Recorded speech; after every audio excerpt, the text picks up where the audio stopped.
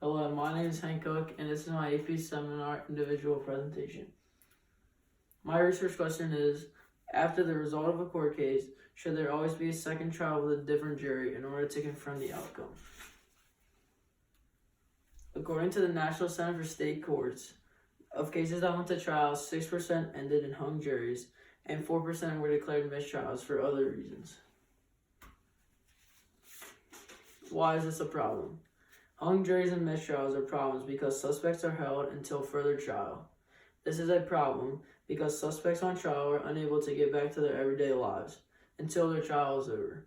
Suspect spends most of this time in prison.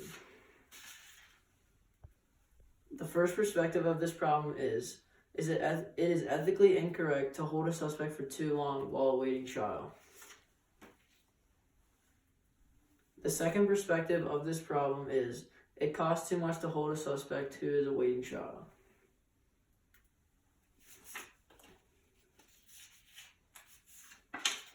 The third and final perspective is, socially, holding a suspect for too long could negatively affect them. The Michael Slager case. Throughout the history of the United States, there have been many famous mistrials. One case in recent years is Michael Slager shooting an unarmed Walter Scott. The article, Mistrial Declared in Case of South Carolina Officer Who Shot Unarmed Walter Scott After Traffic Stop, by Mark Berman, national news reporter for the Washington Post. He discusses the 2016 case in South Carolina in which Mr. Slager shot an unarmed man, Walter Scott. In this case, there were 3 trials after 2 hung juries over the span of 2 weeks. Hung juries have always been a problem, negatively affecting suspects who end up being not guilty. Because the jury was unable to make a decision, Mr. Slager was held in prison for 2 unnecessary weeks. Why is the problem relevant? All 3 perspectives are relevant in this problem. One negative for the ethical perspective would be, from the article, Prosecution Following Mistrial from Just U.S. Law. It states, no person shall be held to answer for a capital or otherwise infamous crime unless on a present or indictment of a grand jury. A negative for the economic perspective comes from Eliza Mills, radio hosting graduate of Tufts University. She states, according to the Vera Institute of Justice, incarceration costs on average $31,000 per inmate per year nationwide. This is way too much to hold someone who is awaiting trial. A negative supporting piece of evidence for the social perspective comes from the article, The Psychological Impact of Incarceration from the U.S. Department of Health and Human Services. It states, at the very least, prison is painful. Incarcerated persons suffering long-term consequences from being subjected to pain, deprivation, and extremely atypical patterns and norms of living with others. This is a problem because while suspects are held in prison, their mental health is negatively affected.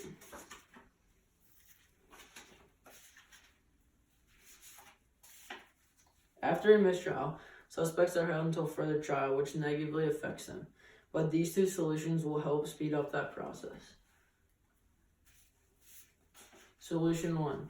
Have 2 juries for every court case in order to have an exact answer and limit the number of hung juries. Solution 2. Have a second awaiting jury to have a trial right after the first jury comes up with a verdict. The 2 verdicts will be compared and a final verdict will be made. Solution 1. Have 2 juries for every court case in order to have an exact answer and limit the number of hung juries. A piece of evidence that supports this solution is the article, Sometimes 2 Juries Are Better Than 1, from the New York Times.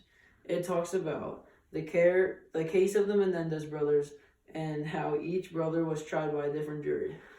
One piece of evidence from this article is, but there is evidence, including Eric's confession of the killings to a friend, that the lawyers do not want both juries to hear. As a result, Judge Stanley Weisberg of the Los Angeles Superior Court ordered separate juries. This shows that it is possible to have two juries in a court case. One limitation of this solution can be found in the article "High-Profile Cases Make It Difficult to Find Impartial Juries" by Joe Ellen Demetrius. This article explains how it is hard to find one unbiased jury, let alone two. That was the solution one limitation. Solution 2. One piece of evidence that supports the solution comes from The Ways We Lie by Stephanie Erickson. She quotes, "Any good liar knows how to perpetrate an untruth is to deflect attention from it. If there were to be two separate juries, the jurors could discuss any slip-ups in the suspect's case."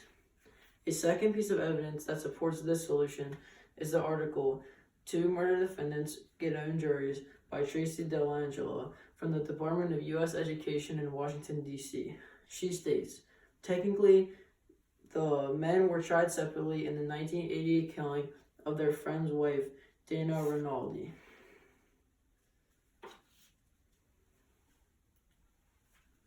This graph was the solution of a study about the accuracy of juries done by students at Cornell University. The red bars indicate a jury of 12 women, and the blue bars indicate a jury of 6 women.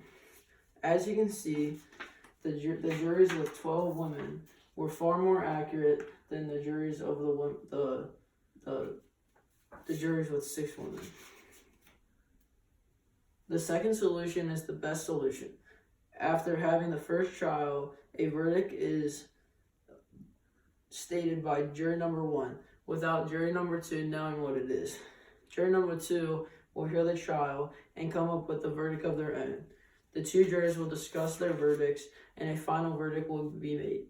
They will give the verdict to the judge, and it is up to him or her to make a decision. Conclusion.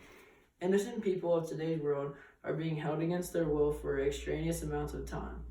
If this problem isn't solved, people will continue to be held after hung juries in a court case. The second solution could be implemented in city courts and tested. Later, if successful, it could be moved to state and federal courts. Thank you.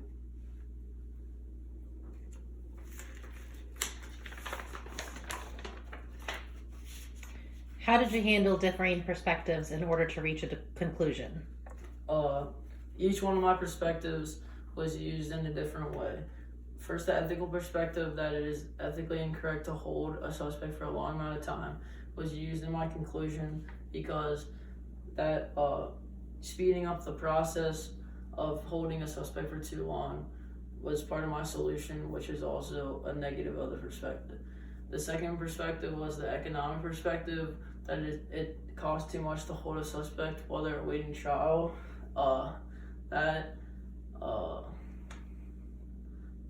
That relates to my conclusion, because if suspects are in prison for less time or in prison not at all, then they won't have to spend any money on that person.